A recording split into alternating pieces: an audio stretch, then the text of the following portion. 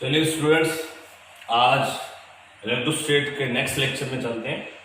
कल आपने electric field intensity यानी विद्युत क्षेत्र की तीव्रता के बारे में सुना था, उससे रिलेटेड कुछ क्वेश्चन किए थे।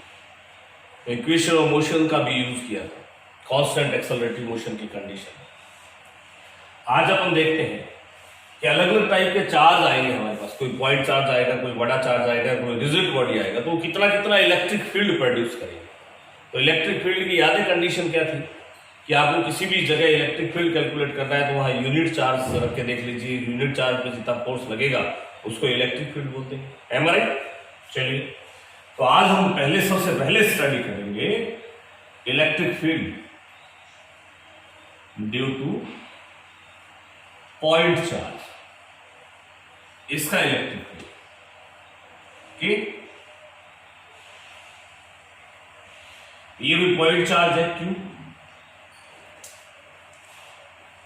इसकी वजह से स्मॉलर डिस्टेंस पे यहां पे आपको इलेक्ट्रिक फील्ड कैलकुलेट करना है। तो इलेक्ट्रिक फील्ड की डेफिनेशन बताइए कि कैसे कैलकुलेट करेंगे। यहां पे यूनिट चार्ज रख दो 1 कूलम। इस 1 कूलम पे ये जितना फोर्स लगाएगा उसको ही इलेक्ट्रिक फील्ड इंटेंसिटी बोलेंगे। कितना फोर्स लगाएगा? K, जो कि होता है 1/4πε। Q1, Q2 तो 1 है अपन, बस तो फिर हो गया। यानी KQ/R²। वहां होता था KQ1 Q2/R², कूलम नॉर्म, इसमें होगा KQ/R²। क्या ये बात समझ में आ गई? क्या KQ/R², इतना इलेक्ट्रिक फील्ड बनेगा।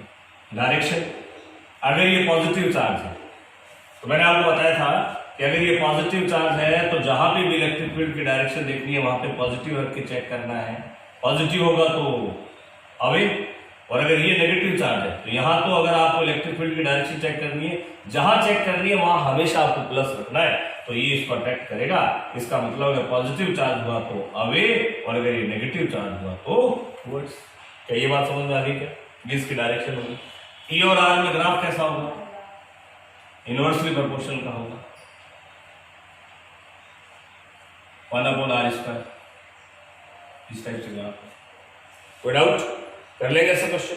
चलिए आगे देखते हैं।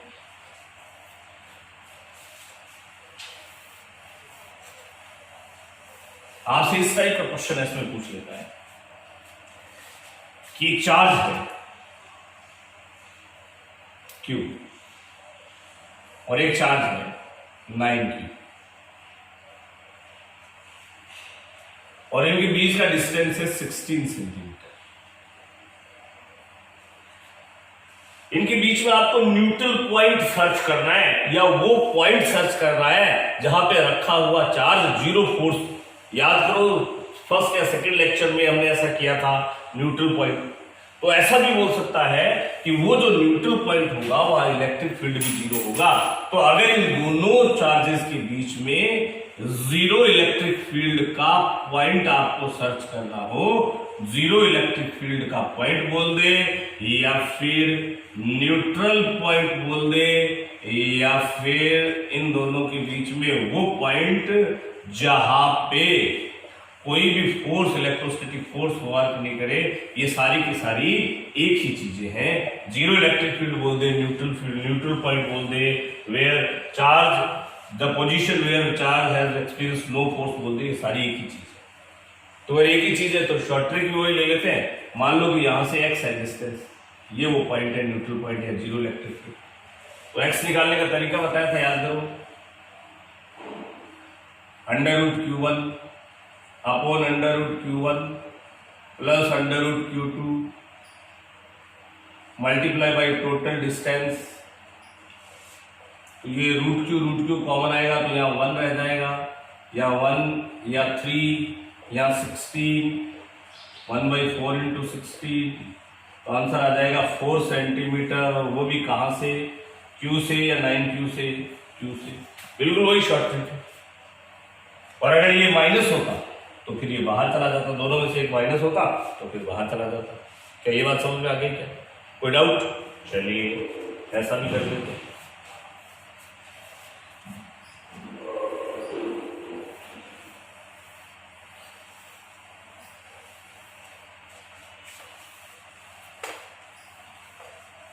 कई बार ऐसा पूछ लेता है कि जैसे ये चार्ज है, इसकी वजह से यहां पे इलेक्ट्रिक फील्ड की डायरेक्शन किधर होगी, प्लस रख के चेक करते हैं किधर होगी भैया, कितनी होगी, KQ अपॉन ये डिस्टेंस। इतनी डिस्टेंस में अगर मैं इधर चेक करना चाहूं तो होगी तो उतनी भी KQ अपॉन r स्क्वायर, पर उसकी डायरेक्शन किधर होगी, इस साइड, अपोजिट। तो जो ऐसा ग्राफ बनाया जाता है इसमें इलेक्ट्रिक फील्ड वर्सेस डिस्टेंस, तो इनवर्सली प्रोपोर्शनल का होगा, इधर भी इनवर्सली प्रोपोर्शनल का। क्या ये बात समझ में आ रही है? ये अपोजिट क्वाड्रेंट में जाने का मतलब डायरेक्शन अपोजिट हो गई है। ग्राफ में डायरेक्शन अपोजिट कैसे बनाते हैं उसको दूसरे क्वाड्रेंट में ले चलते हैं। और ये तो था पॉजिटिव क्यू की वजह से, और अगर मान लो नेगेटिव क्यू हो तो नेगेटिव क्यू है तो इसकी वजह से यहां डायरेक्शन रखनी है तो इधर आएगी, और अगर यहां डायरेक्शन रखनी है तो प्लस रख के चेक करेंगे तो इधर आएगी, होगी तो इसमें भी अपोजिट। तो माइनस क्यू के लिए अगर आपको कभी भी ग्राफ बनाना पड़े तो फिर अगर इसको फर्स्ट में लिया है तो फिर इसको सेकंड में लिया, इसको थर्ड में लिया है तो इसको फोर्थ, यानी याद रहे, थोड़ा दिमाग में फिट भी कर लो, फर्स्ट के लिए जो ग्राफ आएगा वो फर्स्ट और थर्ड में आएगा, सेकंड के लिए जो ग्राफ माइनस क्यू के लिए आएगा वो सेकंड और फोर्थ में आएगा। ये बात समझ में आ गई? होगा इनवर्सली प्रोपोर्शनल का ग्राफ। अब कई बार ऐसे बोल देते हैं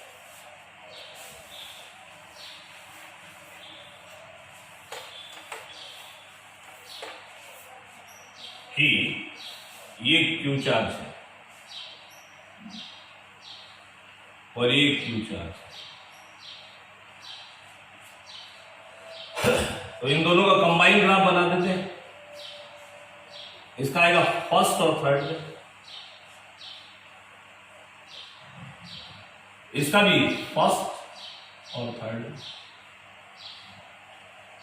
ये न्यूट्रल पॉइंट होता है। दोनों अगर माइनस क्यू है तो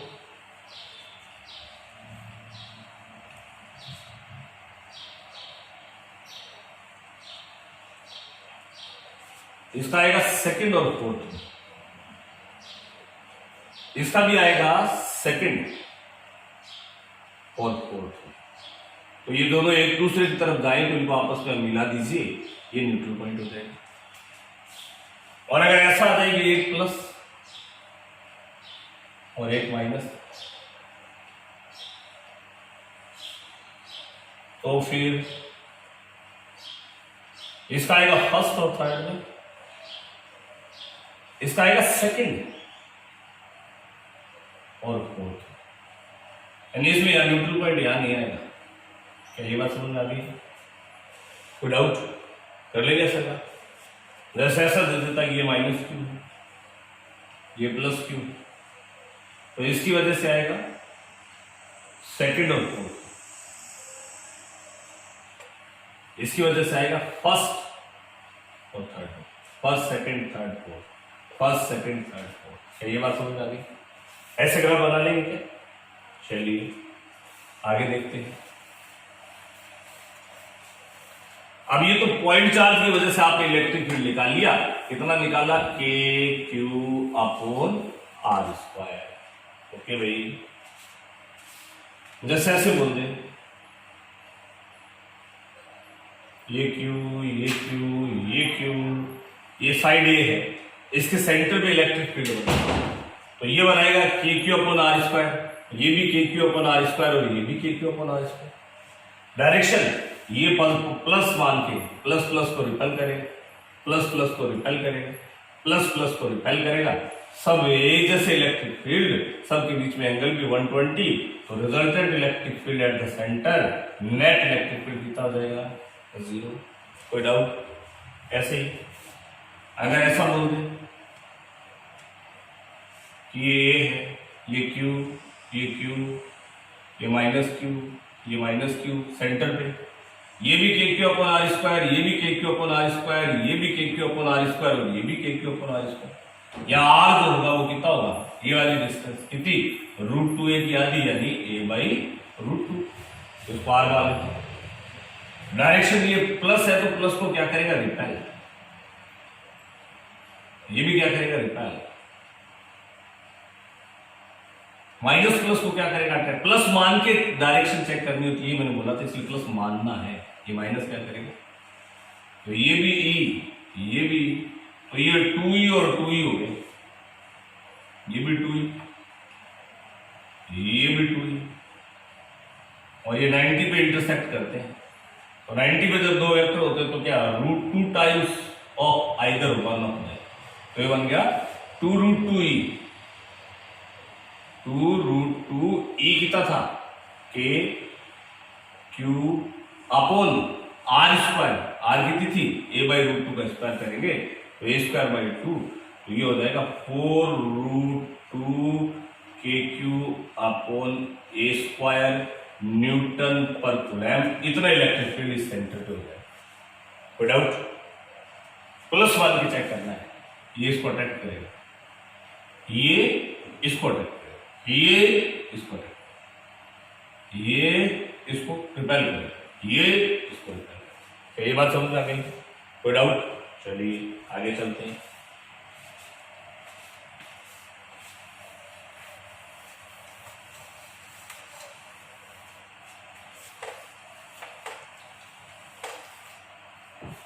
आपसे पूछेगा, चलिए अब रिजिड बॉडी की तरफ चलते हैं कि रिजिड बॉडी की वजह से कितना इलेक्ट्रिक फील्ड बनता है। इसका डेरिवेशन भी देख लीजिएगा ध्यान से, आपके बोर्ड एग्जाम। तो हम अपन इलेक्ट्रिक फील्ड बनाने जा रहे हैं। क्या? इलेक्ट्रिक फील्ड किसकी वजह से? Due to uniformly charge ring. एक रिंग है यूनिफॉर्मली चार्ज, उसकी वजह से इलेक्ट्रिक फील्ड कैलकुलेट करने जा रहे हैं। कहां पे? उसके एक्सेस। तो एक रिंग ले लेते हैं, इसका रेडियस ले लेते हैं यार, इस पे क्यू अमाउंट का चार्ज है वो यूनिफॉर्मली डिस्ट्रीब्यूटेड, इसके सेंटर से एक्स डिस्टेंस, इस ऑब्जर्वेशन पॉइंट पे आपको इलेक्ट्रिक फील्ड का इंटेंसिटी कैलकुलेट करना है। एक रिंग जिसका क्यू चार्ज यूनिफॉर्मली डिस्ट्रीब्यूटेड, इसके सेंटर से एक्स डिस्टेंस, सेंटर से एक्स डिस्टेंस, एक्स कितना ही हो सकता है, एक्सल है, इसको बोलेंगे एक्सियल पॉइंट। एक्सियल पॉइंट पे इलेक्ट्रिक फील्ड कैलकुलेट कर लेते हैं, कोई बड़ा इश्यू नहीं।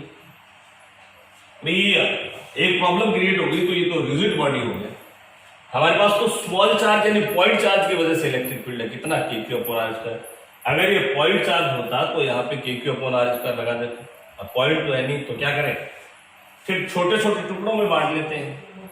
एक छोटा टुकड़ा मान लिया इसका dq चार्ज, उसकी वजह से यहाँ पे इलेक्ट्रिक फील्ड लिख दिया, यहाँ पे कितना, वो स्मॉल इलेक्ट्रिक फील्ड होगा kq अपॉन ये वाली डिस्टेंस, ये इस राइट एंगल ट्रायंगल का हाइपोटेन्यूस है। अंडर रूट लगाने की जरूरत नहीं क्योंकि kq/r²। डायरेक्शन प्लस मान के चेक करेंगे, ये प्लस वाला टुकड़ा इस प्लस को क्या करेगा, रिपेल करेगा। ऐसी एक और एलिमेंट यहां पे ले लेते हैं, जितना डिस्टेंस ये था उतना ये है रेडियस, सेम अमाउंट ले लिए, तो जितना इलेक्ट्रिक फील्ड ये बनाएगा उतना ये भी बनाएगा, कितना d आपने पहले लिखा। डायरेक्शन प्लस मान के चेक कर लेते हैं, तो ये प्लस प्लस को क्या करेगा, रिपेल करेगा, ये d यहां आ जाएगा। कोई डाउट? वापिस से देख, यूनिफॉर्मली चार्ज रिंग थी, क्यू चार्ज डिस्ट्रीब्यूट था, इसकी वजह से इसके एक्सेस पे सेंटर से पास होने वाली लाइन पे, सेंटर से पास होने वाली लाइन एक्स डिस्टेंस पे इलेक्ट्रिक फील्ड निकालना था। पॉइंट चार्ज होता तो direct kq upon distance square लिख देते, रिजिड बॉडी था इसलिए इसको पार्ट से बदल लिया। अब ये पहले वाला पार्ट है, यहाँ पे kq अपॉन r² डिस्टेंस लिए, इतना इलेक्ट्रिक फील्ड बना, ये भी इतना ही बनेगा क्योंकि इतना ही अमाउंट है, ये भी डिस्टेंस भी है। डायरेक्शन प्लस मान के चेक करेंगे तो ये भी पॉजिटिव था तो इस पॉजिटिव को रिपेल करेगा, ये भी इसको रिपेल करेगा। अब इस पॉइंट पे रिजल्टेंट इलेक्ट्रिक फील्ड, ये दोनों एक ही डायरेक्शन में होते तो ऐड हो जाता, अपोजिट हो जाते तो माइनस हो जाता। एक में है क्या नहीं, अपोजिट है क्या नहीं, तो क्या है, डिफरेंट डायरेक्शन। तो क्या करें, वेक्टर कंपोनेंट होंगे, इसके दो कंपोनेंट होंगे, एक आजू और एक बाजू, इसके भी दो कंपोनेंट होंगे, एक आजू और एक बाजू। कौन सा कॉस और कौन सा साइन मालूम नहीं, एंगल पे डिपेंड करेगा। इस एंगल को थीटा मान लेते हैं, अगर ये थीटा है तो सिमिलर ट्राइंगल से ये भी थीटा होगा, क्योंकि ये दोनों ट्राइंगल, ये वाला और ये वाला सिमिलर है, ये कॉमन साइड है, ये भी सेम है, ये भी। अगर ये थीटा है तो वर्टिकली अपोजिट से ये थीटा हो जाएगा, और अगर ये थीटा है तो वर्टिकली अपोजिट से ये भी थीटा होगा। अब इस डी के दो कंपोनेंट होंगे, ये वाला जो कंपोनेंट होगा वो तो होगा डी कॉस थीटा, और ये वाला कंपोनेंट होगा वो डी साइन थीटा। इसका भी ये कंपोनेंट डी कॉस थीटा और ये कंपोनेंट डी साइन। कौन से कंपोनेंट कैंसिल आउट हो जाएंगे? D sine theta. तो रिजल्टेंट इलेक्ट्रिक फील्ड जो बनेगा वो D E cos theta components की वजह से बनेगा। डी कॉस थीटा एक लिखूं या दो बार आएगा डी कॉस थीटा? याद रखें, क्या कंप्लीट इलेक्ट्रिक फील्ड आ गया? क्या नहीं, तो क्या करना पड़ेगा? इंटीग्रेशन। अब यहां दो डी कॉस थीटा नहीं लिखी, एक्चुअली ये जो पूरी रिंग है ये infinite D Q D Q D Q D Q में बटी हुई है। तो ये अगर मैं दो की जगह या चार एलिमेंट ले लेता तो यहाँ 4 डी कॉस थीटा आते, 6 ले लेता तो 6 डी कॉस थीटा आते। इसलिए ये कई सारे डी कॉस थीटा है और इन सब का सम करना है, और फिजिक्स में सम का मतलब होता है इंटीग्रेशन। इसलिए इस पॉइंट पे electric field D cos theta components के इंटीग्रेशन के इक्वल होगा, क्योंकि डी साइन थीटा कंपोनेंट तो कैंसिल आउट हो जाएंगे। चलिए अब वैल्यू भी पुट कर देते हैं। कैसे? ये ई का ई, डी की वैल्यू ये थी के क्यू अपॉन डिस्टेंस का square cos theta base upon hypotenuse, base upon hypotenuse. अब ये रूट आएगा तो ये बन जाएगा k x upon r square plus x square की पावर 3/2। जैसे dx का इंटीग्रेशन x होता है वैसे dq का इंटीग्रेशन स्मॉल q होगा, और उस स्मॉल q पे 0 से q टोटल चार्ज की लिमिट लगाएंगे तो यहाँ टोटल q आ जाएगा। ये इलेक्ट्रिक फील्ड हो गया किसका? एक्सेस का। किस पे? यूनिफॉर्मली चार्ज रिंग के एक्सेस पे इतना इलेक्ट्रिक फील्ड होता है। ये बात आपको समझ में आ गई क्या? कोई डाउट? कितना होता है? K q x upon r square plus x square की power 3/2। K Coulomb constant value 9 × 10⁹। Q charge किसका? रिंग का। आर रेडियस किसकी? रिंग की। एक्स क्या? Axial distance. एक्सियल डिस्टेंस मतलब सेंटर से ऑब्जर्वेशन पॉइंट की डिस्टेंस होती है एक्स। कोई डाउट? चलिए ये इसका डेरिवेशन हो गया। और क्या पूछता है वो भी देख लेते हैं।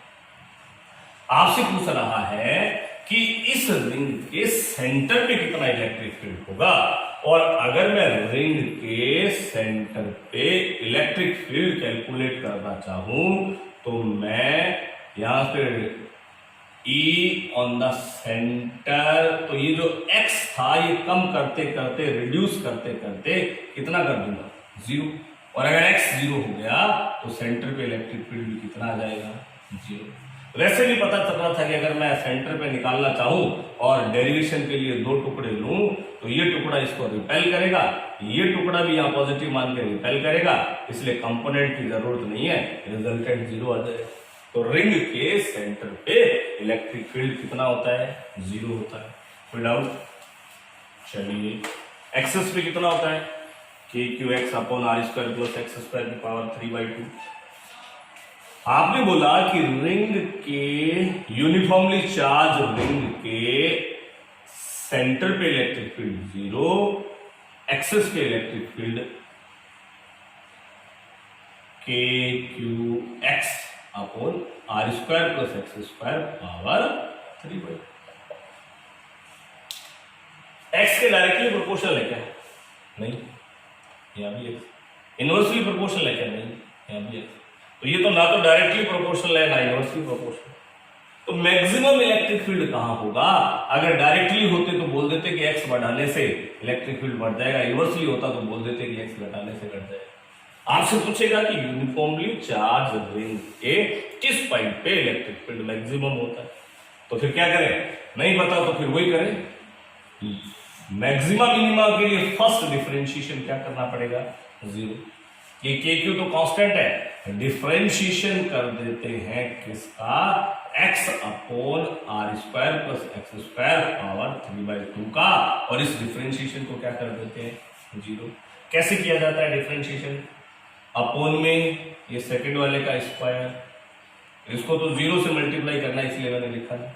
Second as it is first का differentiation minus first as it is, इसका differentiation x raise to n का डिफरेंशिएशन होता है n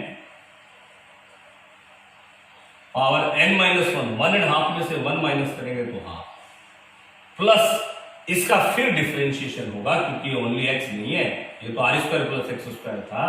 क्या ये 2x समझ में आ गया? क्या एक बार पहले भी किया था हमने, याद करो कि कहां पे फोर्स मैक्सिमम होगा, दो चार्ज थे इक्वेटोरियल लाइन पे, तो ये तो 0 हो जाएगा, ये बन जाएगा r square plus x square 3/2, ये माइनस उधर जाके प्लस हो जाएगा, 2 से 2 कैंसिल हो जाएगा, ये 3x स्क्वायर बन जाएगा, 3x square r square plus x square की पावर हाफ, ये 1.5 है और ये हाफ अपोन में आएगी तो एक पावर रह जाएगी और इधर आएगा 3x स्क्वायर, r स्क्वायर आ जाएगा 2x स्क्वायर, तो x स्क्वायर जो है वो r स्क्वायर बाई 2 और x जो है वो r बाई रूट 2 आ जाएगा, यानी इस रिंग से सेंटर से r बाई रूट 2 डिस्टेंस पे मैक्सिमम इलेक्ट्रिक फील्ड आता है।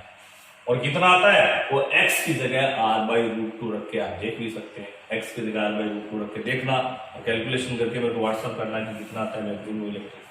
इसका मतलब इस रिंग की वजह से अगर मैं इलेक्ट्रिक फील्ड वर्सेस डिस्टेंस में ग्राफ बनाऊं तो सेंटर पे इलेक्ट्रिक फील्ड 0 है, सेंटर पे 0।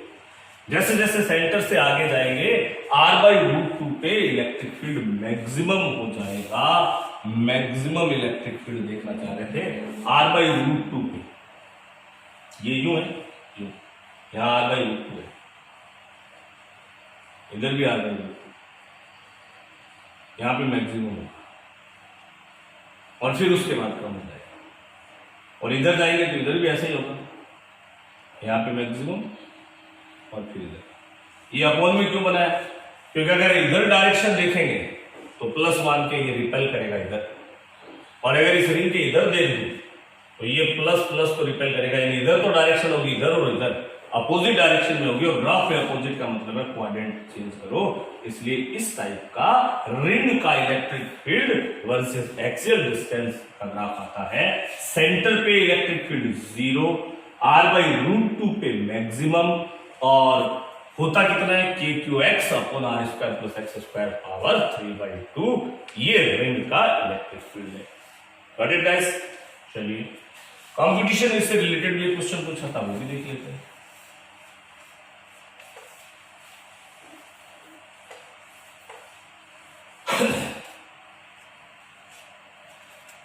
आपसे पूछा है कि इस टाइप से चार्ज रिंग है जिसपे पॉजिटिव चार्ज है, यूनिफॉर्मली डिस्ट्रीब्यूटेड, इसके सेंटर से x डिस्टेंस पे, इसका रेडियस r है, x जो है वो r से बहुत कम है, माइनस क्यू चार्ज पड़ा है जिसका मास है, माइनस क्यू चार्ज पड़ा है जिसका मास है। तो ये क्या करेगा? ये पॉजिटिव इसको इधर अट्रैक्ट करेगा, ये इधर अट्रैक्ट करेगा, तो रिजल्टेंट इधर होगा, इधर आएगा, पर ये इनर्शिया की वजह से यहां रुक नहीं पाएगा, यहां आ जाएगा, और अगर यहां आ जाएगा तो फिर ये भी नहीं रुको, फिर वापिस अट्रैक्ट होगा इधर। इसका मतलब ये मीन पोजीशन के अलावा ऑसिलेशन करेगा, उस ऑसिलेशन का टाइम पीरियड आपको कैलकुलेट करना है। ये क्वेश्चन क्या? ये माइनस क्यू चार्ज है, स्मॉल एक्स डिस्टेंस है जो r से काफी कम है, इसका मास है, ये इस सेंटर के अलावा ऑसिलेशन कर रहा है, इसका टाइम पीरियड आपको कैलकुलेट करना है।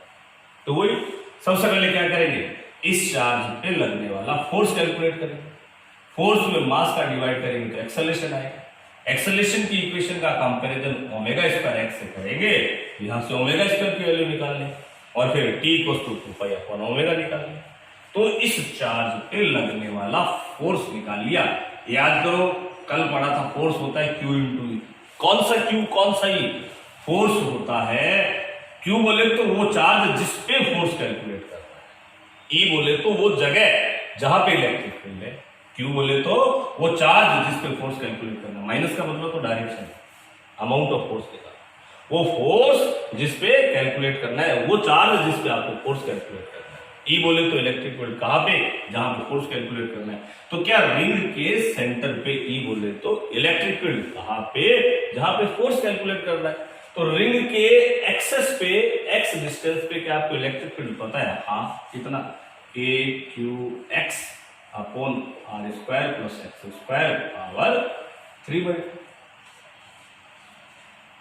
एक्सेलरेशन के लिए क्या करूं? K q q x upon r square plus x square power 3/2 के डिवाइड किसका कर दूं?